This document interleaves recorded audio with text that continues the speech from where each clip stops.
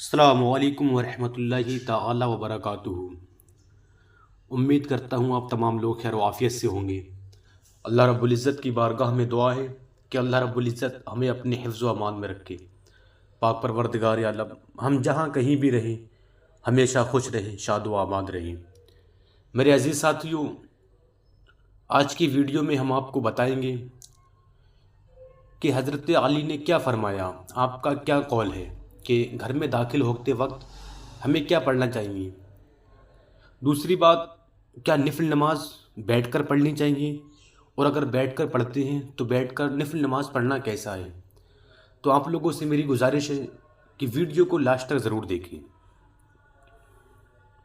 بہت سے لوگ یہ کرتے ہیں کہ کوئی عذر بھی نہیں ہوتا ہے، یعنی کوئی تکلیف بھی نہیں ہوتی ہے، اس کے باوجود نفل نماز بیٹھ کر پڑھتے ہیں اور یہ خیال کرتے ہیں کہ نفل نماز بیٹھ کر ہی پڑھنی چاہیے، جبکہ یہ خیال غلط ہے۔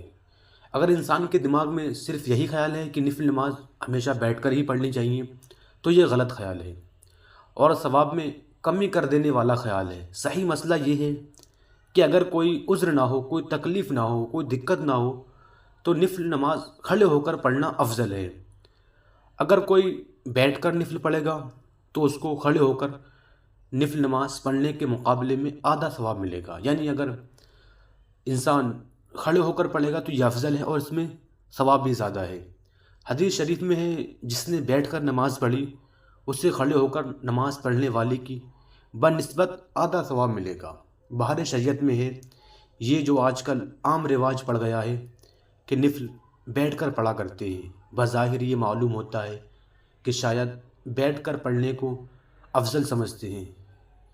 ایسا ہے تو ان کا خیال غلط ہے، یعنی انسان کے دماغ کے اندر اگر یہ خیال ہے، اس کے دماغ میں ہمیشہ یہی بات چلتی ہے کہ نفل نماز ہمیشہ بیٹھ کر پڑھنی چاہیے، تو یہ غلط فہمی ہے۔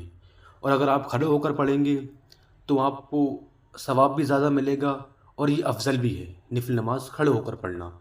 گھر میں داخل ہوتے وقت کیا پڑھنا چاہیے؟ حضرت علی نے فرمایا، گھر میں داخل ہوتے وقت سورہ اخلاص پڑھو، کیونکہ اس سے غریبی دور ہوتی ہے اور گھر میں اللہ تعالیٰ کی رحمت برستی ہے۔